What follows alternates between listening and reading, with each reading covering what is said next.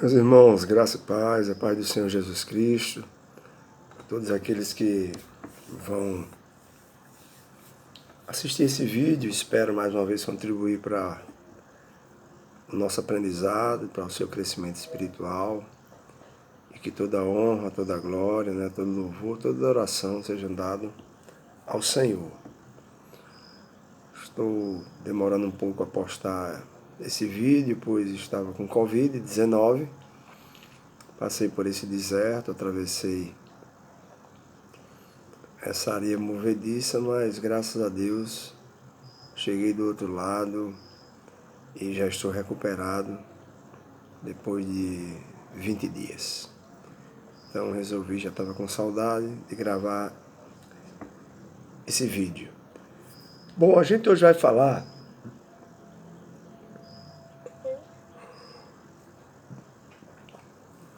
que a boca fala do que está cheio o coração. E a gente vai tomar por base uma leitura lá de Mateus, no capítulo 12, verso 33 ao verso 37. Então diz assim, nesse texto aqui, Jesus vai falar de árvores e seus frutos. Então Mateus 12, 33 ao 37 diz: Ou dizeis que a árvore é boa e o seu fruto bom, ou dizeis que a árvore é má e o seu fruto mau. Porque pelo fruto se conhece a árvore. Raça de víboras, como podeis vós dizer coisas boas sendo maus? Pois do que há em abundância no coração, disso fala a boca. O homem bom tira boas coisas do seu bom tesouro, e o homem mau do mau tesouro tira coisas más. Mas eu vos digo que de toda palavra ociosa que os homens disserem, hão de dar conta no dia do juízo. Porque por tuas palavras serás justificado, e por tuas palavras serás condenado. Meus irmãos, a boca fala do que está cheio o coração. Eu lembro que às vezes quando eu chegava no trabalho, principalmente na segunda-feira, eu encontrava grupos de amigos, grupos de amigos conversando sobre o final de semana. E sempre era repetitivo ouvir: tomei 2 grades de cerveja. Vixe, comecei na sexta-feira, quando saí do trabalho, e só terminei domingo a farra. Por que essa conversa? Porque a boca fala do que está cheio o coração. O desejo do coração daqueles meus amigos era farra, cerveja. Eles achavam que isso era grande coisa, né? Farrear da sexta e dizer a quantidade de álcool ingerido. Outros é futebol. Só falam de futebol. Não, porque o meu time, porque etc, o campeonato, o jogo, e fica aquela brincadeira de um ficar pegando no pé do outro, quando o que ganha começa a falar, o outro que perdeu fica calado, ou então os dois entram em debate e conversam, discutem sobre futebol. Por quê? Porque a boca fala do que está cheio o coração. É como em Natal, né? Eu estou aqui em Parnamirim, no Rio Grande do Norte. Em Natal existe um café no centro de Natal, chamado Café São Luís. Quem gosta de política vai para lá. Lá encosta político, candidatos, pretensos candidatos, pessoas, cabos eleitorais ou não. Quem gosta de política vai lá para o Café São Luís. E na Princesa Isabel, e o papo rola, só política, política e política. De política os caras entendem. Só querem conversar sobre isso, porque a boca fala do que está cheio o coração. É como se você chegar, vamos dizer assim,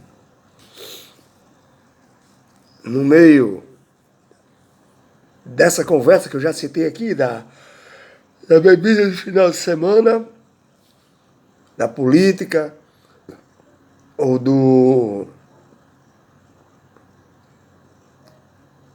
futebol, e gritar glória a Deus, ou se você quiser introduzir um assunto acerca da salvação do Evangelho, você vai se dar mal. Porque os caras não estão interessados em falar sobre isso. Porque o Evangelho ele é uma palavra considerada cafona. É uma palavra que vai chamar as pessoas, né, ao compromisso com Deus, né? Vai levar, a palavra vai puxar as orelhas, vai querer trazer o cara da posição errada para ele acertar o alvo. Não é que é deixar de pecar, isso ele não quer. Ele não quer ouvir sobre isso. E você vai ser acusado de que não. Você não pode acusar de que ele só fala de futebol, de política, ou da farra do final de semana, das traições que porventura aconteceram, né, no final de semana. Mas os caras vão querer te acusar na hora que você for falar do Evangelho, que você só fala de Bíblia. E você só quer ser o tal, etc. Porque o Evangelho é um papo diferente. A Bíblia diz de quem é de Deus, ouve a palavra de Deus. Então, se você encontrar alguém que resiste, é porque ele não é de Deus. Você está perdendo o seu tempo. A Bíblia diz, não lancei vossas pérolas aos porcos. Porque a palavra de Deus, a salvação, ela é pérola. Porco não sabe diferenciar. Nós sabemos o valor de uma pérola.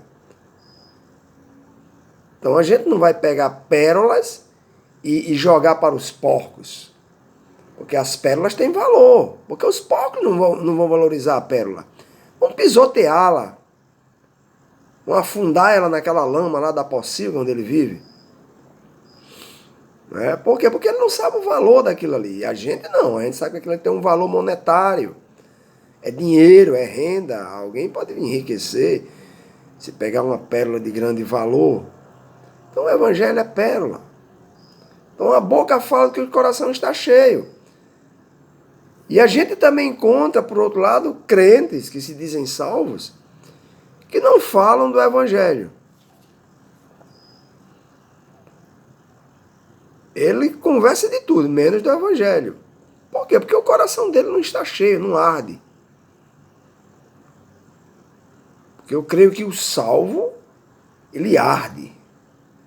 As palavras da salvação, a palavra de Deus, a Bíblia de Gênesis e Apocalipse, arde no seu coração. O salvo sente essa dor. Ele gosta de falar sobre isso, de dissertar sobre isso.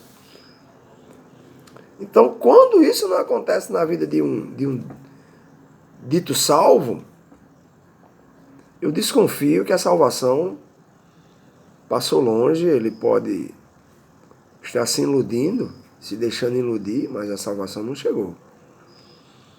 Porque a boca fala do que o coração está cheio.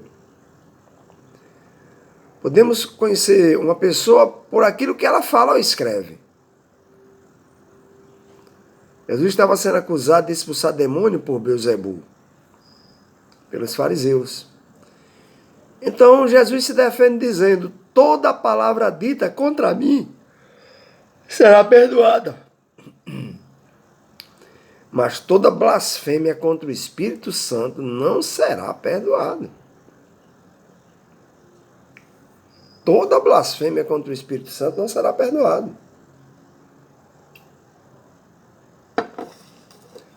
Os fariseus, né, irmãos, que eram hipócritas, e a gente encontra hoje muito fariseu. Muito. Eu tenho muito cuidado, eu me policio muito para não ser um fariseu. Não viver aquilo que falo. Não ser hipócrita com a dor dos outros.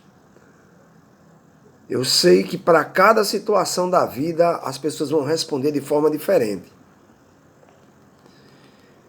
Então eu não devo me achar o bambambam.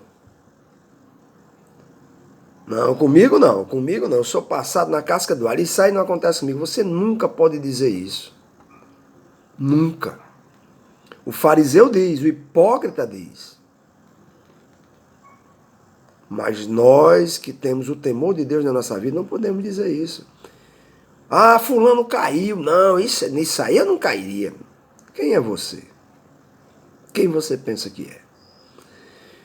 Então, os fariseus hipócritas com estas palavras revelaram, quando acusaram Jesus de que ele expulsava os demônios por Beelzebul, eles estavam revelando verdadeiramente o que estava no coração deles. E blasfemando contra o Espírito Santo. Que é você, um feito de Deus, um feito pelo Espírito Santo de Deus, você atribui isso a um demônio, aos demônios. Isso é blasfemar, é negar que a ação é do Espírito Santo de Deus. A situação espiritual de uma pessoa, ela se revela quando ela resolve falar. Você quer conhecer alguém? Como é que está a situação espiritual dela?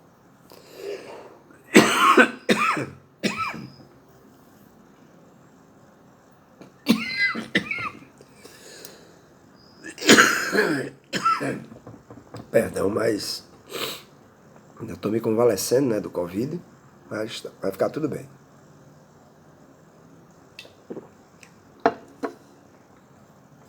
Uma pessoa começa a falar, ela vai revelar quem ela é.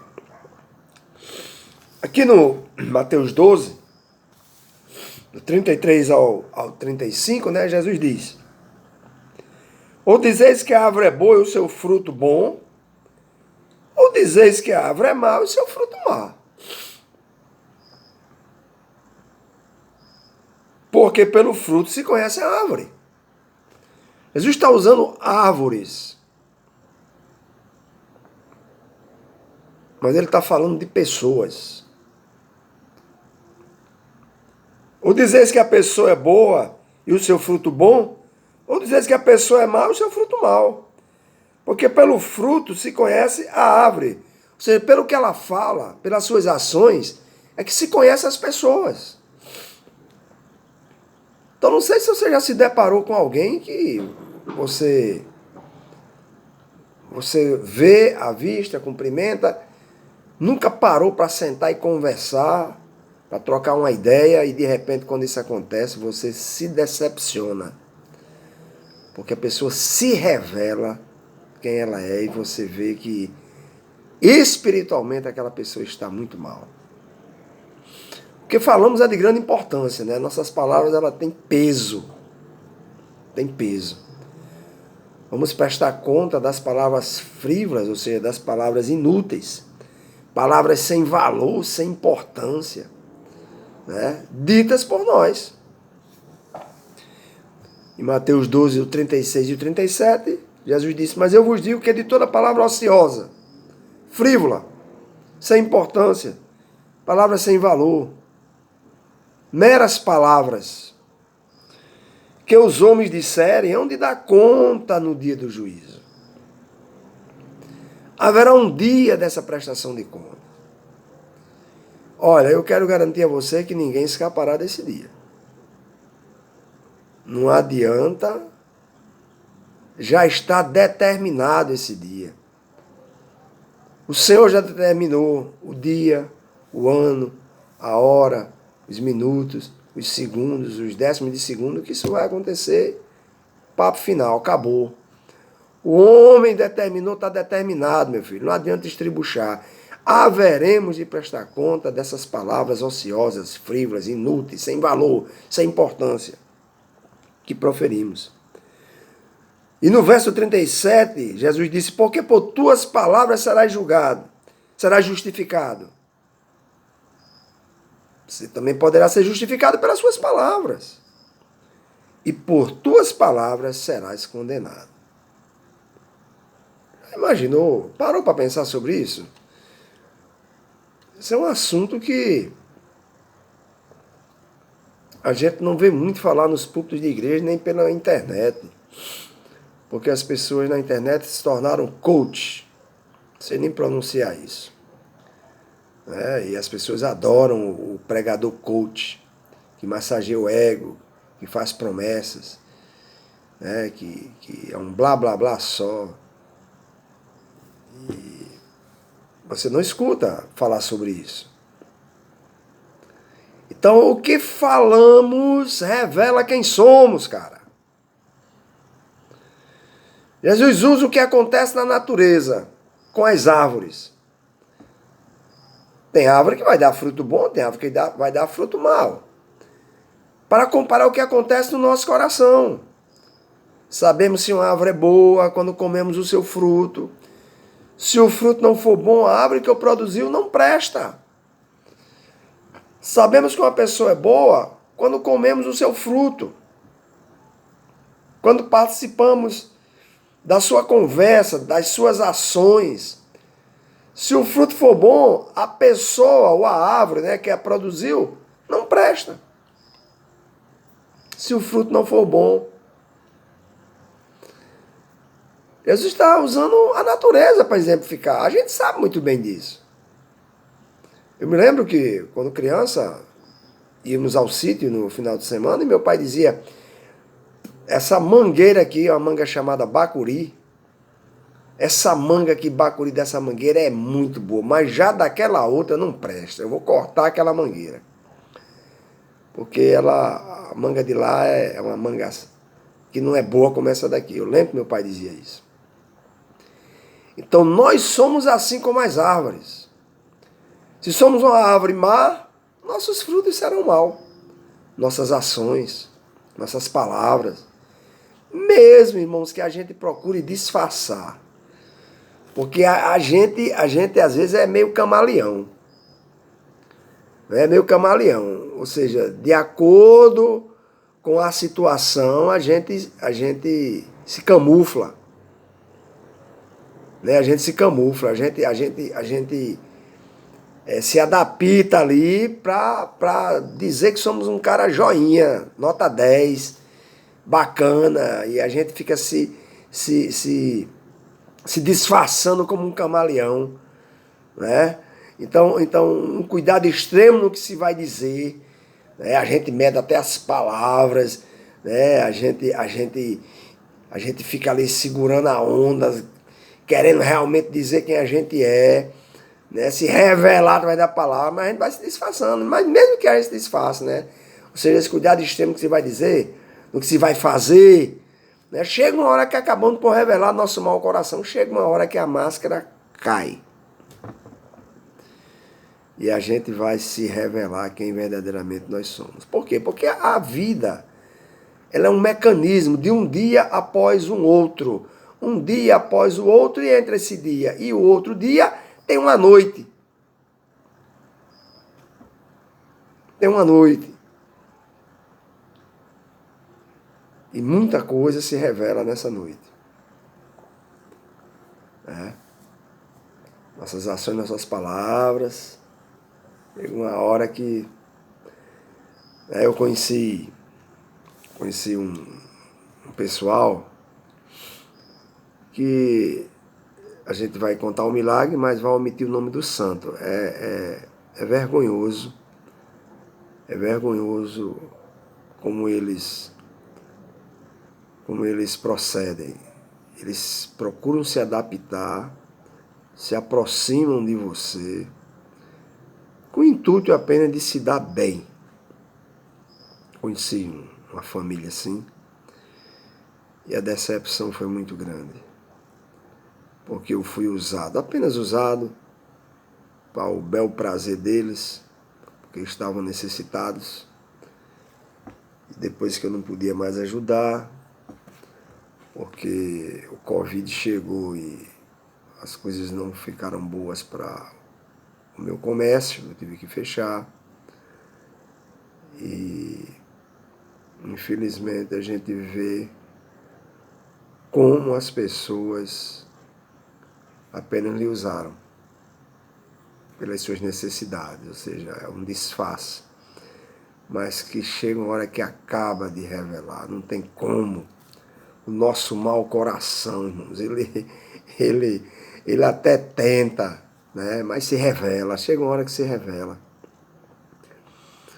Né? As incoerências das palavras, das atitudes, quando isso acontece, você começa a fazer uma retrospectiva de todas aquelas ações com aquelas pessoas, das conversas, né, da forma como a pessoa se apresentava, se revelava, e vai chegar uma hora que essa pessoa vai se revelar, né? Vai se revelar e você vai ver que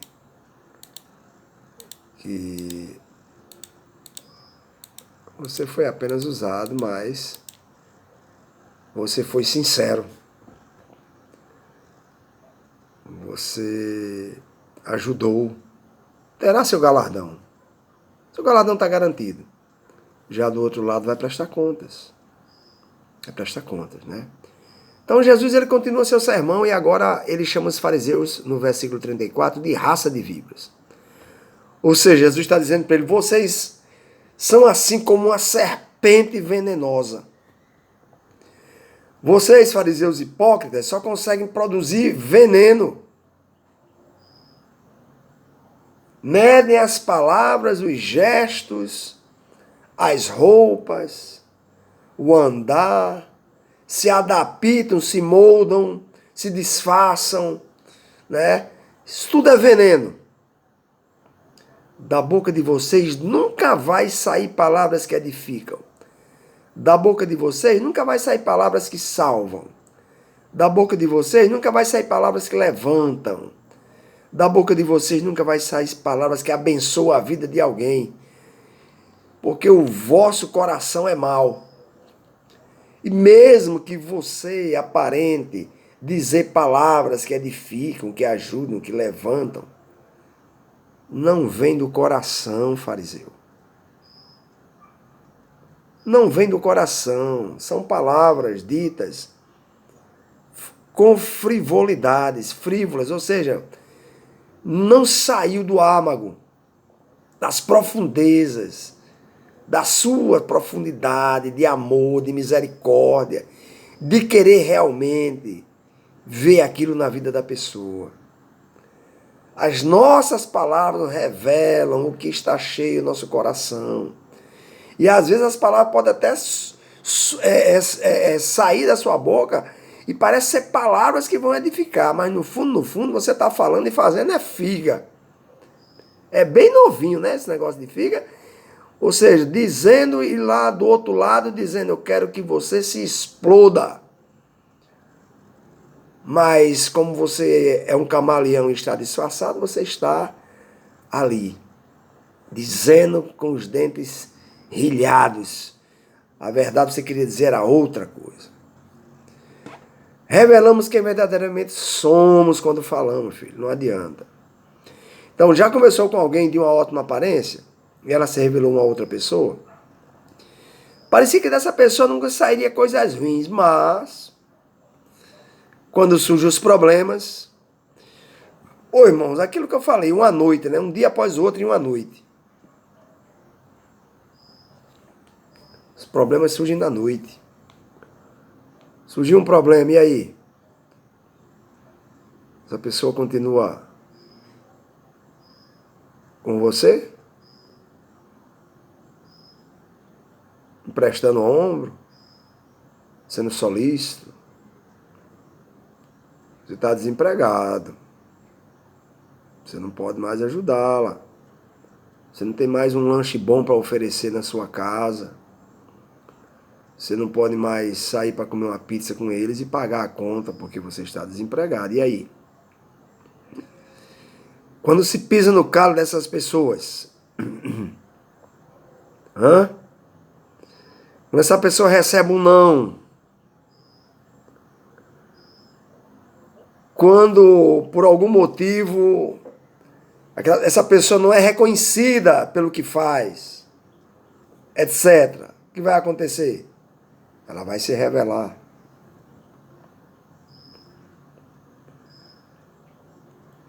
Talvez longe da sua presença ela esteja estribuchando, feito cobra na areia quente, se contorcendo, se irando para dar o bote. Eu devia ter dito, eu devia ter jogado essa verdade na cara dele, na cara dela. Eu devia eu não devia ter engolido calado. Mas espere, vai chegar a sua hora. É isso que ela está dizendo por detrás. Como um camaleão se disfarçou, mas vai se revelar. Às vezes a gente procura viver um casulo. Sabe o que é casulo? Aquela casinha onde a lagarta vira borboleta. Aquele casulozinho onde o bicho da seda mora dentro.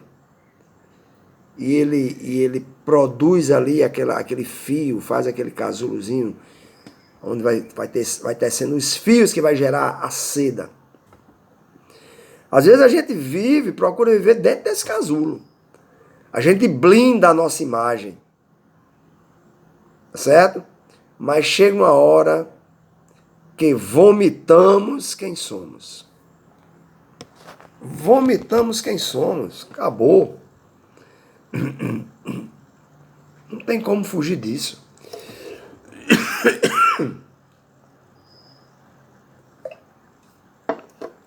No versículo 35,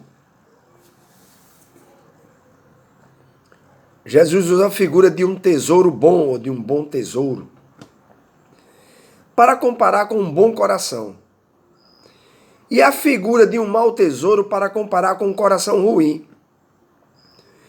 Jesus afirma que o coração de um homem bom é um tesouro valioso. Porque desse coração, só sairá coisas boas. Imagine seu coração um bom tesouro. Guardado, cuidado por você, porque é um tesouro valioso. Suas palavras sairão desse bom tesouro. O coração bom. Com certeza serão palavras edificadoras, construtivas, que glorificarão o nome do Senhor. O fruto do Espírito, estará latente, pulsante nas ações desse bom tesouro. Em contrapartida, o mau tesouro não conseguirá extrair do seu interior coisas que glorificarão o nome do Senhor. Porque é um mau tesouro. Estará sempre envolvido por contendas, mágoas, ressentimentos, invejas, porfias, dissensões. Tudo isso aí é obra da carne. Diferente daquilo que a presença do Espírito Santo em você, morando em você, produz. Então, essa pessoa que tem esse coração que Jesus chamou de um mau tesouro, mas está envolvida por essas coisas, contenda, mágoa, ressentimento, inveja, porfia, dissensões, etc. Assim eram aqueles fariseus que acusavam Jesus. Sua aparência parecia de salvos, mas pelas suas palavras negavam conhecer a Deus. E revelavam do que está cheio o coração. Podemos realizar o que for bom para o reino de Deus, mas o que dizemos revela quem verdadeiramente somos. Vou repetir. Podemos realizar o que for para o reino de Deus. Pregar, cantar, tocar, organizar, dirigir alguma coisa, algum departamento, tomar conta da recepção, ser pastor, ser presbítero, ser diácono. Pode realizar o que for para o reino, Mas o que você vai dizer vai revelar quem verdadeiramente você é. No versículo 36, né, Jesus adverte: mas eu vos digo, ele está advertindo que de toda palavra ociosa, sem valor, sem importância, que os homens disserem, hão de dar conta no dia de juízo. É bom a gente parar nesse momento e começar a pensar nisso com muita seriedade, porque é uma advertência. Haveremos de dar conta das palavras frívolas, inúteis, quando nos apresentarmos no dia do juízo e diante do juiz de toda a terra. Nesse dia, a justiça que tanto esperamos chegará, e ela será reta, imparcial e justa. Aquilo que disseram com você, que lhe feriu, mas por causa do seu bom coração você engoliu e esperou na justiça de Deus, esse dia chegará. Não adiantará desculpas esfarrapadas no dia do juízo. Não adiantará desculpas de amarelo. E minha mãe dizia assim, desculpa de amarelo é comer barro. Não adianta. Esse dia será sem misericórdia. Vamos dar conta de todas as palavras que proferimos. Todas.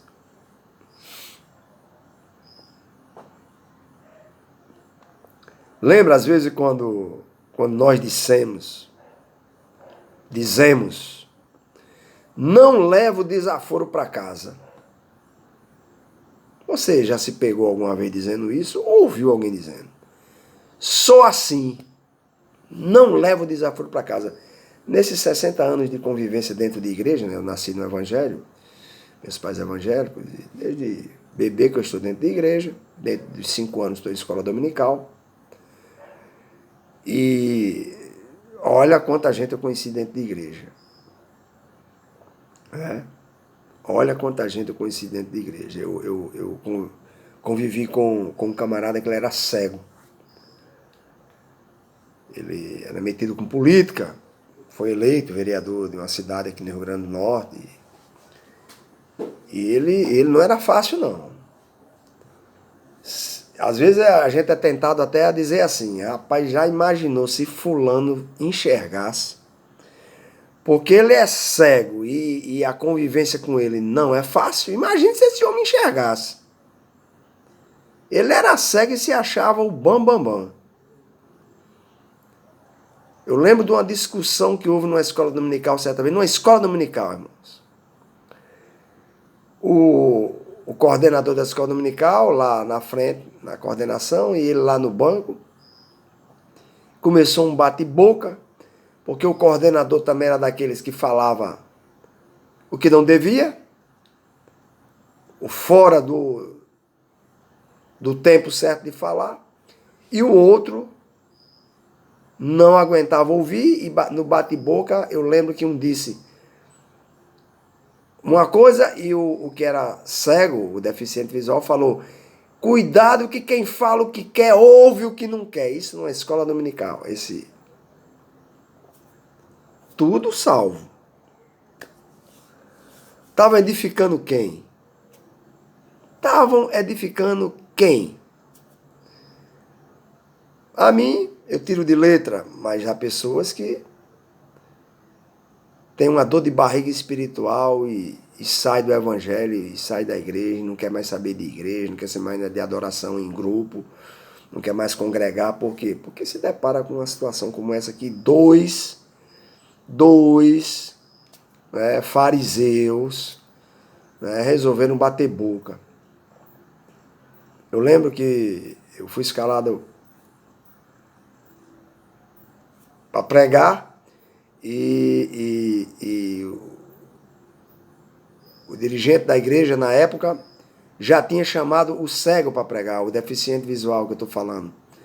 E ele esqueceu que tinha chamado. E na hora H, quando ele me chamou, eu fui pregar. o clima ficou muito pesado, porque o cego não era fácil. Ele começou a xingar. Eu me virei para ele e falei, o que é que está havendo? E o outro falou,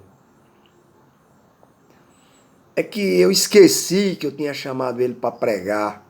Ele convidei. E o cara não entendeu isso. Ele levantou-se, o cego chamou. Quando ele levantou-se, a mulher já entendeu. A mulher já foi com os filhos, pegou ele e foram embora. Pisando duro. Mas são salvos. Estão edificando.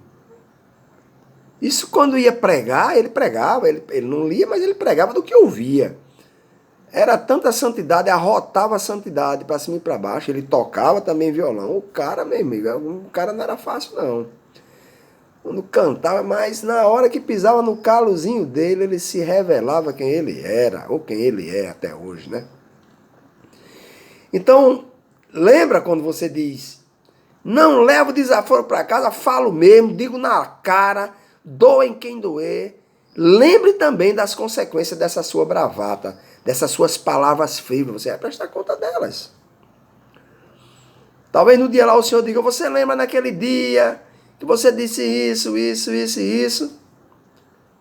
Mesmo que você já seja salvo, viu? Você vai ser julgado por essas palavras para os galardões.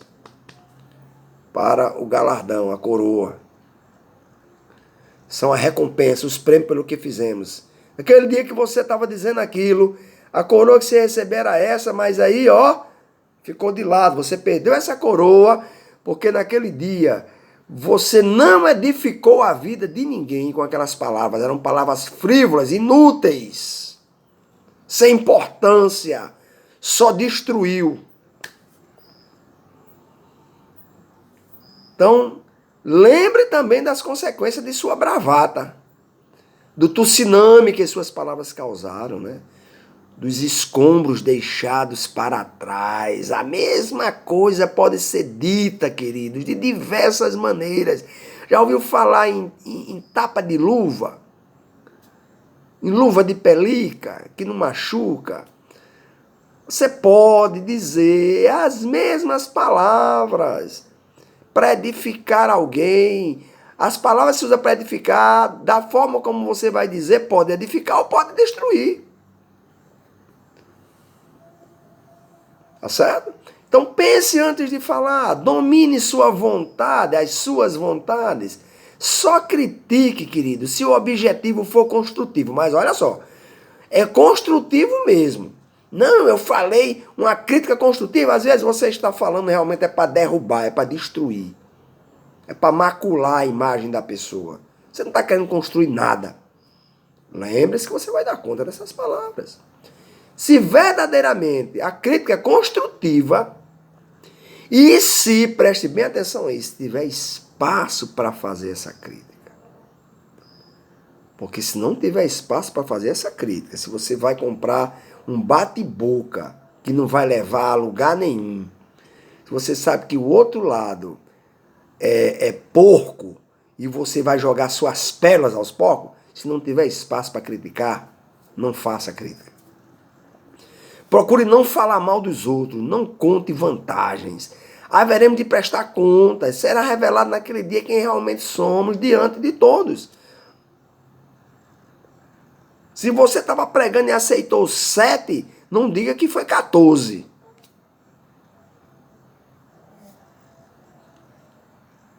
Às vezes, Deus começa a exercer esse juízo, meu irmão. Lembra o dia do juízo que vamos prestar conta das nossas palavras? Às vezes Deus começa a exercer esse juízo antes, bem antes, do dia que está reservado para acontecer.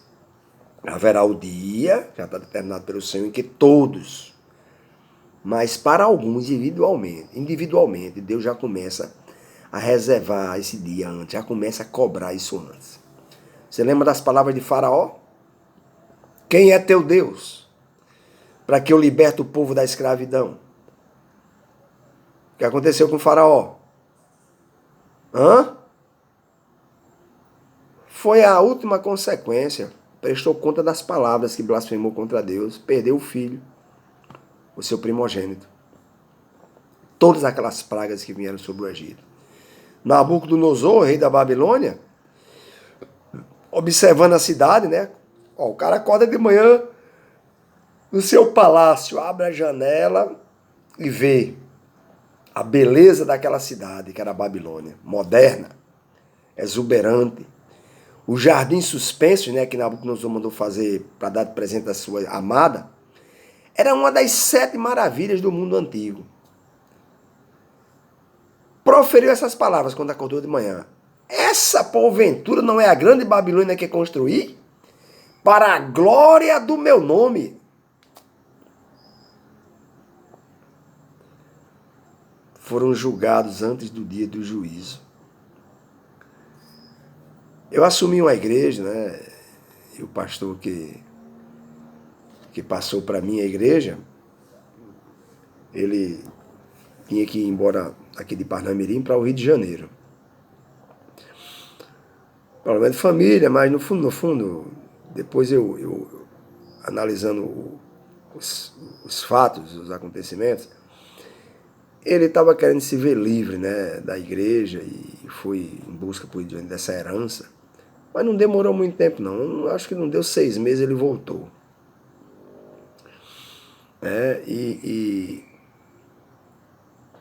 quando ele voltou, que viu a igreja toda modificada, né, o espaço interno, a reforma, a construção, a igreja lotada de gente, tudo muito organizado, né, tudo muito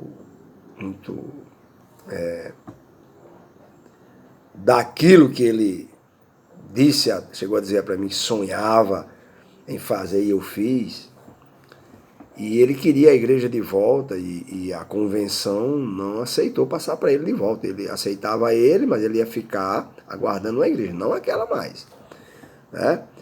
E ele ficou enciumado. Eu lembro que eu cheguei à noite para um culto e a zeladora disse, o pastor fulano voltou. Foi lá em casa pegou, e pediu a chave da igreja para mim abrir a igreja, para ele ver como é que a igreja estava por dentro, porque por fora estava toda reformada, ele queria ver por dentro. E ele disse, do jeito que eu sonhei, e ela sentiu nas palavras dele que ele estava enciumado. Ciúme subiu ao coração, ele e o filho. Né, o filho, e eles dois, né, o filho, não eles dois, o filho, ele foi enciumado e começou a proferir palavras duras. E o filho chamou a igreja de Pocilga. Pocilga é lugar que se cria porco. E morreu de repente, irmão, com a doença desconhecida. E quando estava no leito de morte, reconheceu que estava ali pela palavra que havia proferido. Ou seja, o dia está reservado para todos, mas Deus às vezes já cobra antes. Então o juízo antecipado, ele inclui, por exemplo, ser pego na mentira. O cara mente mais um pouquinho, mente de novo, e mente todo dia de feira, né? Segunda-feira, terça-feira, quarta-feira, quinta-feira, sexta-feira, e a feira que tem ainda no sábado, em alguns bairros, e no domingo também. Ou seja, ele mente todo dia. E uma hora ele é pego na mentira, ou seja, quando ele é pego na mentira, a máscara cai, olha aí o juízo já sendo antecipado. Às vezes o juízo é antecipado na vida de alguém, ele é descoberto que compra e não paga, que usa de palavras enganosas para se dar bem. Pode me emprestar e pode confiar que aqui paga. No dia que é descoberto, o juiz chegou para ele. Perde a credibilidade, a confiança, tem que andar escondido, cabeça baixa, feito avestruz, né? Soca a cabeça dentro de um buraco, porque o juízo chegou para ele. No versículo 37 de Mateus 12, Jesus disse, porque por tuas palavras serás justificado, e por tuas palavras serás condenado. Seremos justificados ou condenados. Justificado significa dizer que fomos perdoados. E fomos perdoados. Ou seremos condenados, significa dizer que não fomos perdoados. Não haverá desculpas naquele dia, é bom que fique claro. Nossas palavras serão usadas contra ou a favor de nós. A hora de se arrepender das palavras proferidas para o mal é agora. Se arrepender é procurar não repetir. dar a mão à palmatória. Errei. Eu era assim, mesmo crente, mentia. Pegava emprestado e não pagava. Eu era um enrolão. Assumir isso perante todos e deixar de fazer. Não adianta tentar jogar para debaixo do tapete. Se arrepender é procurar não repetir. Uma árvore que passa por um tratamento, e lembre-se que Jesus usou a palavra árvore, mas está tratando de pessoas. Uma árvore que passa por um tratamento, uma pessoa que passa por um tratamento, né, de adubação, a árvore que é adubada, depois ela é podada, né, e pode se tornar uma árvore que produzirá bons frutos. A mesma coisa acontece com você. Se arrependa sempre, peça perdão quando preciso for das suas palavras. Se policie. Né? Se policie antes de proferir alguma coisa que vai se arrepender em seguida. Então, irmãos, os crentes, existe uma palavra grega chamada bema. Bema, no grego, significa tribunal de Cristo. Esse tribunal não é para condenar crente, é para recompensar crente. São os galardões que os crentes vão receber. E depois que todos lá na glória tiverem recebido seus galardões ou não, haverá salvação sem galardão. Haverá o casamento, logo em seguida, do noivo, que é Cristo, com a sua noiva, que é a igreja. Então, o julgamento do crente, nesse tribunal de Cristo, chamado no grego de bema, lá em 2 Coríntios 5, e verso 10 diz, porque todos, está falando todos aqui, salvos, está falando de crentes, todos devemos comparecer ante o tribunal de Cristo, para que cada um receba segundo o que tiver feito por meio do corpo, ou bom ou mal. Aqui não é para condenação, você já está salvo, mas é recompensa, é galardão, que vai receber segundo o que você fez. O que o teu irmão da direita fez, galardão é dele, não é teu, é o que você fez. Por meio do corpo, enquanto estava na terra, ou bem ou mal, vai receber. Será salvo como que pelo fogo, como Paulo diz, Ou seja, foi salvo apenas. Alguns serão apenas salvos. Então os crentes terão que prestar contas. Não haverá exceção no bema, o tribunal de Cristo. De todas as ações praticadas por meio do corpo, seja bom ou mal, esse julgamento não é para a condenação, mas para a entrega dos galardões. Todos, sem exceção, vão comparecer lá. Lá em Romanos 14, verso 10 e verso 12, diz assim, mas tu, por que julgas teu irmão? Ou tu também, porque desprezas teu irmão? Pois todos havemos de comparecer ante o tribunal de Cristo, ou seja, o bema, de maneira que cada um de nós dará conta de si mesmo a Deus. Então não julgue seu irmão, não despreze seu irmão. Por nada, é joio e trigo convivendo juntos. É o que faz o bem e o que faz o mal. É o que diz que pode comer carne e o que diz não, a gente só pode comer verdura, tem que ser vegano. É o que é crente, mas que dá uma tapa no vinho, dá uma beiçada no vinho, e o que diz não, beber vinho é pecado, tem que conviver juntos. Não julga teu irmão. Não despreze seu irmão por isso. Pois haveremos de comparecer ante o tribunal de Cristo e cada um vai dar conta de si. O Senhor não vai cobrar de mim o que minha mulher fez, nem o que meus filhos fizeram, nem o que o meu vizinho fez, nem o que o pastor fez, nem o que o dirigente do departamento ao que eu pertencia fez. Não, o Senhor vai cobrar de mim. Certo? Então a palavra bema era usada para designar o palanque, o palanque onde os juízes ficavam para julgar e dar os prêmios, aos atletas competidores. E havia as competições, no governo romano principalmente, as competições, corrida de biga, atletismo, arremesso de dardo, de peso, etc. e tal. E esses protótipos de Olimpíada, Paulo está usando, né, para dizer que da mesma forma que aqui na Terra existe né, aquele palanque, né, aquele lugar de destaque, onde os juízes ficavam lá para julgar e premiar os atletas que competiram, quem chegou em primeiro, segundo, terceiro, e ali dar a premiação para cada um correta. Paulo está dizendo para dizer que haverá também isso no céu, onde vamos comparecer perante esse tribunal de Cristo chamado Bema, que também era chamado de Bema no grego lá, aos atletas competidores das competições aqui da terra. Então os cristãos, né, são esses atletas espirituais, né? Eles receberão as suas coroas, as suas recompensas, os seus galardões pelas obras que realizaram na terra.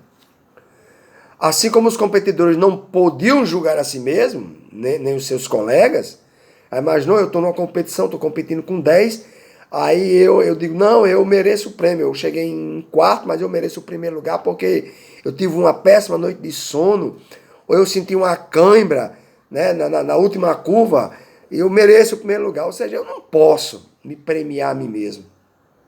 Não posso julgar como é que eu competi. Né? Nem também olhar, não, esse aqui não merece não, esse merece tal. Os colegas que competiram comigo. Não, haverá alguém que vai me julgar e julgar os colegas que estavam na competição comigo. Os cristãos não podem julgar uns aos outros quanto à forma de expressar a fé, irmãos. A gente não pode estar julgando as pessoas. Esse é salvo, esse é perdido, esse vai para o céu, esse vai para o inferno. Esse não é crente. Não, esse aqui que dá uma beiçada num vinho, não, esse não é crente. A gente não pode estar julgando as pessoas. Tá certo? Na forma de expressar a fé dessas pessoas. Por exemplo, se você chegar na Alemanha, que é um país frio, né, os crentes, né, a maior igreja da Alemanha, eu não sei se ela se expande para outros países da Europa, são os luteranos, né? Os luteranos que vieram de Martim Lutero, né, da Reforma Protestante. Eles bebem cerveja demais. É uma cultura do alemão beber cerveja, por causa do frio, eles bebem cerveja lá não vai para geladeira. A cerveja lá é quente para esquentar devido ao frio, eles bebem, inclusive os crentes. Então a gente vai dizer que essas pessoas não são salvas porque tomam essa cerveja lá no país dele? A gente vai dizer que o escocês que usa saia, né, roupa de mulher na nossa cultura, usa saia lá, tem um nomezinho para aquela saia que agora eu esqueço, não é salvo porque usa aquela saia? Né? Então a gente não pode julgar uns aos outros quanto à forma de expressar a fé. Tá certo? E não, porque eu oro mais, fulano ora menos, não, porque... Não, as igrejas pentecostais, elas têm uma competição nos cultos, né? Eu nasci em igreja pentecostal, fiquei lá até os meus 33 anos. Eu não tenho problema com a igreja pentecostal, viu, irmãos? Quero que seja bem claro isso aqui. Eu também sou pentecostal, falo línguas, só não aceito essa forma de pentecostalismo que virou uma marca, né, em algumas igrejas. Eu não aceito isso aí, certo? Mas em algumas igrejas há competições de glória a Deus e aleluia. O cara lá no banco da direita dá um glória a Deus, um daqui da esquerda, vou ficar por baixo não, vou nada. E tome outro glória a Deus e fica aquela competição no culto todo. E pergunte no final do culto a esses dois indivíduos o que foi a mensagem, eles não sabem. Não entenderam nada, porque estavam preocupados apenas em competir. Com glória a Deus e aleluia. Glória a Deus e aleluia se dá. Se fala línguas. Mas como competição, não. Então, Paulo pergunta aos fracos, em Romanos, por que julgas teu irmão? E pergunta aos fortes, por que despreza teu irmão? Os ditos crentes fortes Às vezes quer desprezar o fraquinho. Mas, rapaz, esse cara de novo esse irmão está pedindo perdão por isso, de novo, ele vai pedir perdão quantas vezes for necessário e tu vai ter que perdoar, rapaz. Deixa de conversar besteira. Porque tu não sabe o dia de amanhã. O que devemos julgar retamente por aqui? Devo julgar? Devo. A Bíblia diz que eu devo julgar também. Mas o que eu vou julgar retamente por aqui? São as questões entre os irmãos. Litígio entre os irmãos. Você sabe que seres humanos congregados, juntos, isso pode ser na família. Olha, se na família tudo tem o mesmo sobrenome, tem a mesma cara, né? Fala do mesmo jeito, é pai, irmão, tá ali, o núcleo familiar, briga, a dissensão, a contenda, tu imagine uma família formada, né? Porque somos irmãos em Cristo, uma família formada, de culturas diferentes. Um veio do candomblé, um veio do seixonoê, um veio da macumba, um veio nascido no evangelho, um veio que o pai era beberrão, ele também era, um era ladrão, outro era prostituto, um enganava, defraudava. Imagina se juntar esse povo. Isso vai ter contenda, vai ter problema? Vai, não é para ter. Ó, quão bom e quão suave é que os irmãos vivem em união. Mas isso é um desejo de Deus, é uma advertência de Deus, para que a gente se esforce para que isso aconteça. Eu, pelo menos, me esforço demais para não ter contenda com ninguém, e quem convive comigo sabe.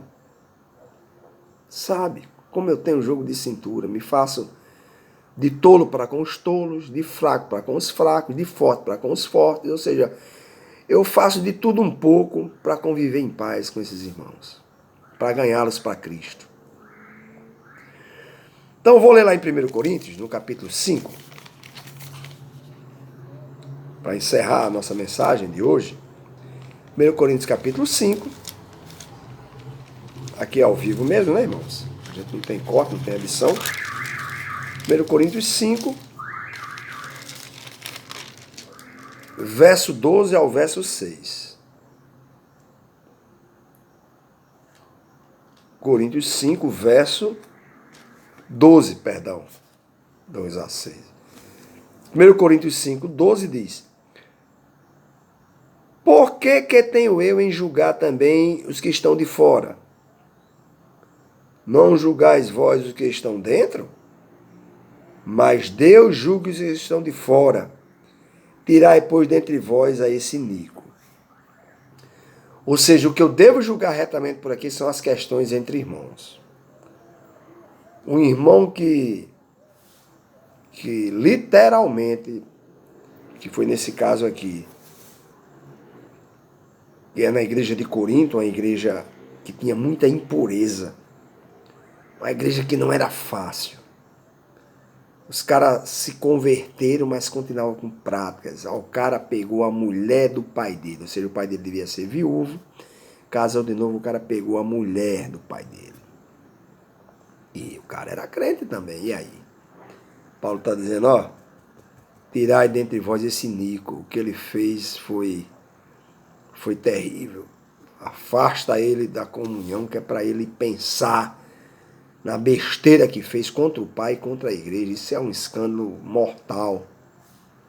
Sabe, fulano, sei, filho desse crente, papai, ele não pegou a mulher do pai? Já imaginou? Então, a Bíblia diz que eu devo julgar retamente por aqui. São essas questões entre irmãos.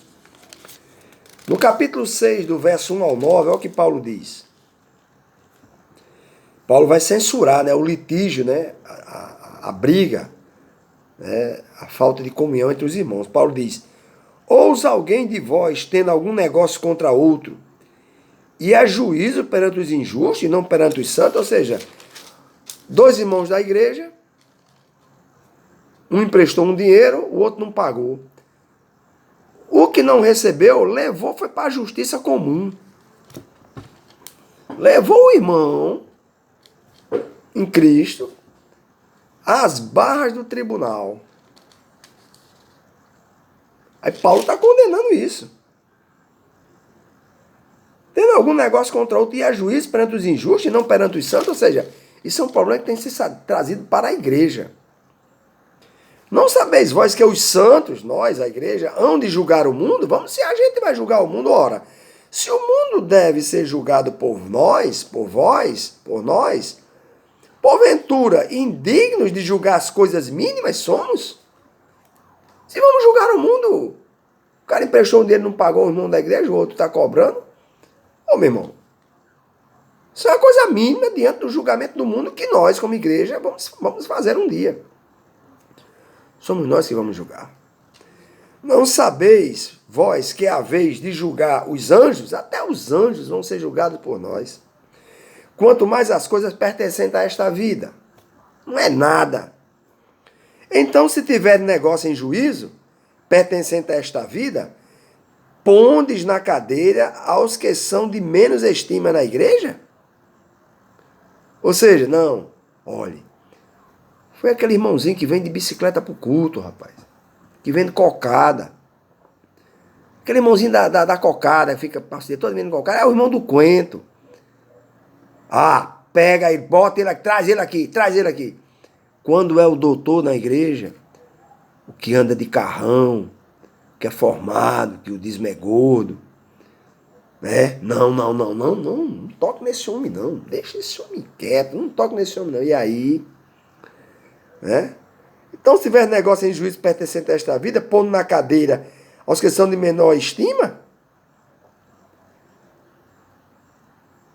para vos envergonhar, o digo. Não há, pois, entre vós sábios, nem mesmo um que possa julgar entre seus irmãos? Mas o irmão vai a juízo com o irmão, isso perante infiéis? A primeira instância, segunda instância, terceira instância? Na verdade, é já realmente uma falta entre vós teres demanda uns contra os outros. Já é imoral, já se tem uma discórdia. Quem pediu emprestado, pague. Ah, eu pedi emprestado R$1.000, não estou podendo pagar. Pode, sabe como? Irmão, eu vou lhe dar R$10, o que eu puder, tá aí, R$10, irmão, abata. Era 1.000, ficou 990. Aí, irmão, mais 40. Era 1.000. Ficou 950. E vai abatendo. No dia que não puder dar 50, dá R$2, tá, irmão? Abata aí. Mas pague. Você pediu emprestado. Se alugou a casa do irmão, pague conta de luz, pague conta de água. Pague aquilo que foi acertado para ser pago. Não sai e deixa o buraco lá não, a dívida não. Na verdade, já é realmente uma falta entre vós. É uma vergonha haver demanda uns contra os outros. Por que não sofreis antes a injustiça? Olha, irmãos. Se o irmão não pagou o aluguel, não pagou a luz, a água, sofra a injustiça. Haverá galardão, cara, no dia lá do juízo. Você não precisa estar dizendo para ninguém, não. Ah, eu perdoei, ele não pagou, mas eu perdoei. Não, fique caladinho, pianinho. Aí no dia do juízo, ninguém sabia, mas vai ser revelado. O Senhor vai dizer, fulano, não passa à frente. Lembra quando Joãozinho das cocadas ficou devendo a você? Não lhe pagou o aluguel que ajustou, a água, deixou um prejuízo grande para você, deixou a casa deteriorada, foi embora, mandou mais outro entregar a chave, deixou a dívida lá, e você perdoou, não botou o irmão na justiça, fez vista grossa, sofreu a injustiça, pois hoje chegou o dia que você vai receber o seu galardão, a sua recompensa por aquilo que você sofreu lá na terra. Por que não sofreis antes o dano? Ser crente, irmãos, é andar na contramão. O ímpio bota logo na justiça. Leva logo 2 ou 3 e enche o cara de murro. Dá-lhe uma pisa, ameaça, esculacha, envergonha. O crente não, o crente sofre o dano. Mas vós mesmos fazeis a injustiça e fazeis o dano, e isso aos irmãos. Mas ele é um veaco, mas é irmão em Cristo, filho. Aceitou Jesus e acabou. É com ele Deus agora. A veaquice dele, se ele não mudar, vai ser cobrada por Deus no dia do juízo. No mesmo dia do juízo ele vai estar lá. Porque aceitou Jesus. Se Deus o salvou, está salvo. E também deu um passo à frente, Joãozinho das cocadas. Olha a coroa que você ia receber, era essa daqui, ó. Aí você foi veiaco. Foi veiaco. Então essa coroa que era pra você, ó. Bota na cabeça lá do irmão. A dele já estava aqui, ele vai receber mais outra. O que era pra você, era pra ele. Que engoliu, calado, sofreu o dano, a injustiça que você fez com ele. Não sabeis que os injustos não hão de herdar o reino de Deus?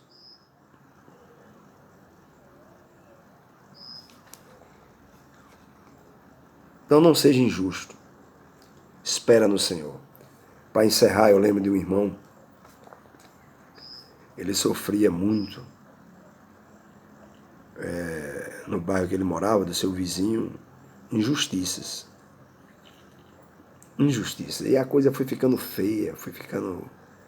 O irmão aceitava aquilo com muita resiliência, né?